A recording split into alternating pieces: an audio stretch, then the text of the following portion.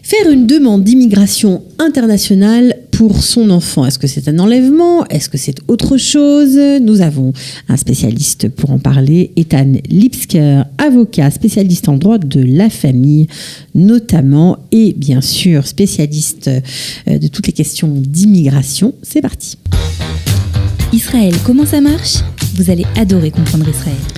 Bonjour Ethan Lipsker. Bonjour. Bienvenue. Merci. Voilà, alors on a eu le plaisir déjà de vous entendre sur d'autres sujets, mais aujourd'hui on va parler de la demande d'immigration internationale pour un enfant. Alors, de quoi s'agit-il exactement? Parce que comme nos auditeurs font souvent la LIA, donc on est déjà dans une immigration, mais là, je crois qu'on parle d'autre chose. Oui, tout à fait. En fait, l'exemple classique, c'est un couple qui a fait son alia de la France en Israël. Il habite ici depuis certains temps, ça peut être des mois ou des années, et malheureusement, ça ne marche pas. Dans le couple. Dans le couple, ils ont divorcé, et ça ne marche pas aussi souvent dans l'alia. Un des couples, un des parents, veut retourner à son pays d'origine, dans notre exemple la France, et l'autre parent n'est pas d'accord. Les enfants sont installés en Israël. Qu'est-ce qu'on fait? Est-ce qu'on laisse les enfants repartir en France avec un des parents? Souvent, c'est la mère. Ou bien on dit non, ils doivent rester ici. Alors, quelle est la bonne attitude? Bon, là, il faut savoir que tout d'abord, le bon moyen, c'est on essaie d'abord de se mettre d'accord entre les parents. Et il y a médiation. Moi-même, je suis médiateur. La meilleure façon, c'est d'essayer de se mettre d'accord sur le sujet. Mais en cas que ça ne marche pas, on fait une demande, ce qui s'appelle en hébreu hagira, une demande d'hagira au tribunal de famille. On demande la permission au tribunal. En fait, on demande au tribunal de décider, de deviner ce qui sera mieux pour les enfants en ce cas de séparation. Ah oui, c'est compliqué parce que si, par exemple, la mère veut, parce qu'elle s'en sort pas financièrement, veut retourner près de ses parents pour trouver de l'aide et puis peut-être pour elle trouver un meilleur travail, ou le contraire, donner cette décision dans les mains du tribunal, ça peut être fatal. Oui, c'est compliqué. Et puisque c'est compliqué, la pratique juridique en Israël, elle se base sur l'aide. Le tribunal reçoit de l'aide et des experts. Il y a deux sortes d'experts. La première, c'est les assistants sociaux. Le juge ne décide pas seul, il fait... En fait, la décision est toujours au juge, mais il reçoit de l'aide, il doit recevoir de l'aide, et d'habitude des deux niveaux. Okay. Il y a le niveau pratique, l'assistance sociale. L'assistance sociale, donc dans chaque ville ou village en Israël, il y a des assistantes sociales qui sont nommées par le tribunal à rencontrer les parents, à rencontrer les enfants, souvent, et l'école aussi, parler aux profs, jardin d'enfants, etc. Pour voir comment se déroule la vie quotidienne de l'enfant. Oui, surtout sur le niveau pratique. Quelle est la pratique de chaque jour? Comment on voit que les enfants, est-ce que les deux parents sont en contact? Quelles sont les qualités de l'environnement de l'enfant, etc. Le deuxième niveau, c'est le niveau un peu plus psychologique. Et le tribunal, dans des cas pareils, d'habitude, il nomme un expert. Il s'agit d'habitude d'un psychologue et spécialiste des enfants et spécialiste de la capacité parentale. Donc, essayer d'analyser qui des parents a une meilleure capacité de s'occuper des enfants en cas de séparation complète. Il faut se rappeler, on ne parle pas d'un cas de divorce simple. On ne s'agit pas d'un père ou une mère qui habite deux rues en côté de l'autre, ou même à Jéru à Tel Aviv. On change de pays. Il s'agit de deux pays différents, donc voir le parent et de voir le contact entre les enfants et les parents est beaucoup moins et de ce qu'il y avait avant. Alors, vous parlez de cas de divorce avéré. Est-ce que ça marche aussi pour des parents qui sont simplement séparés? Oui. Donc, toujours mariés légalement, mais séparés dans les faits. Oui, il s'agit surtout de la situation pratique.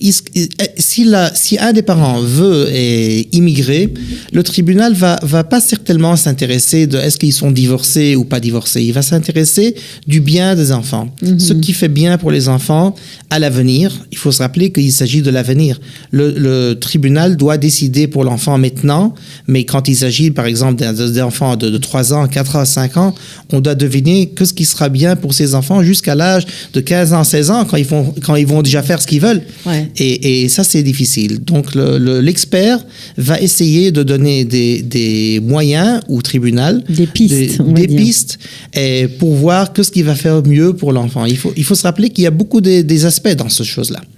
disons, quand on parle d'une mère qui a la garde des enfants, elle veut rentrer en France, à son pays de natal, d'origine, et elle veut reconstruire sa vie. Est-ce que c'est bien pour les enfants d'avoir une mère qui est malheureuse, qui a été en fait attrapée ici en Israël par le fait qu'elle a été mariée avec un Français qui est venu en Israël ou même avec un Israélien? Et ça n'a pas marché. Et ça n'a pas marché. Et elle n'est pas capable de reconstruire sa vie parce que c'est pas sa langue maternelle, parce que sa diplôme est en France, parce que la famille est en France.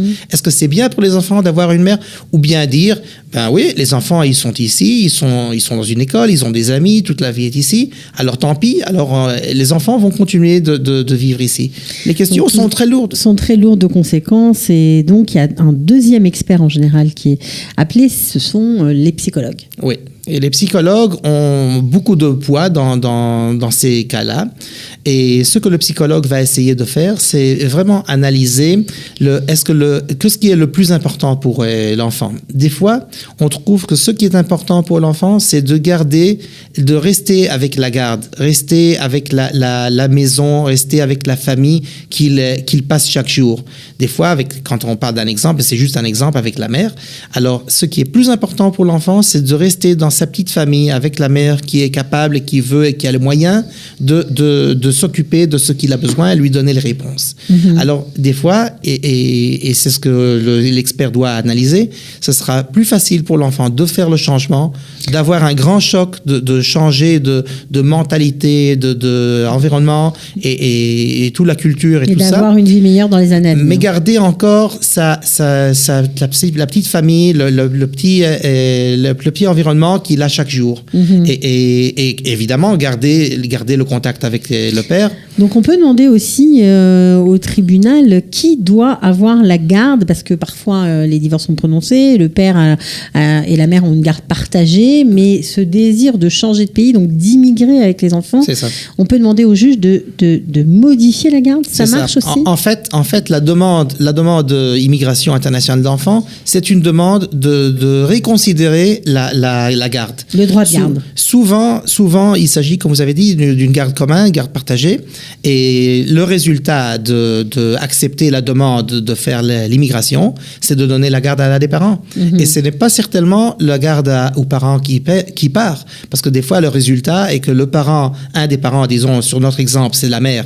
La mère va revenir en France, mais les enfants vont passer à la garde du père. Alors ça peut être ça. Et ça peut être ça. Et un des problèmes qu'on doit résoudre, un des problèmes qu'on doit deviner, ce qui est mieux pour les enfants, quelle sorte de choc de leur faire? Parce que immigrer pour un enfant, c'est toujours un choc.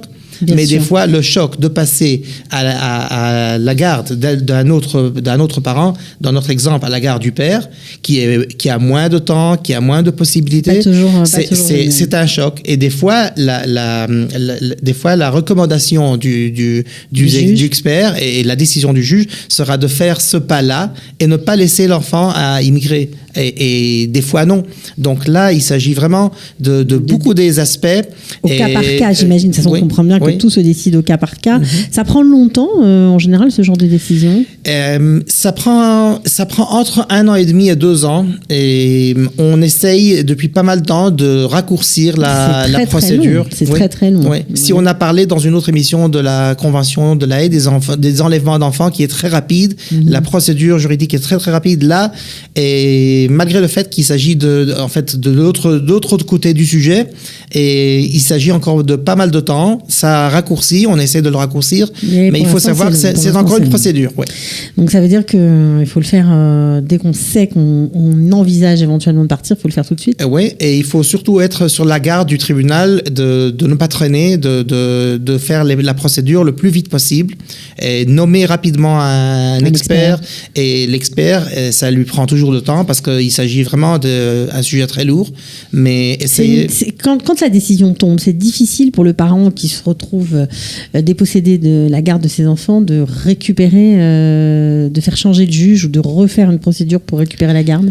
Bon, la question est très bonne et la procédure est que le parent qui a perdu la garde, donc qui a perdu le procès, il peut faire une appel.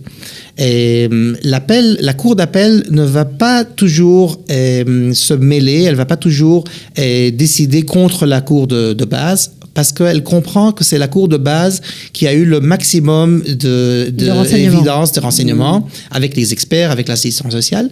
Et il faut dire encore quelque chose, que le père, le parent, qui reste derrière, donc le parent qui a perdu, sur l'exemple là, il a perdu la garde, il reste derrière, et les enfants partent dans un autre pays, et une partie de la décision du juge sera la façon de garder contact entre le parent qui reste derrière et les enfants qui partent avec l'autre parent.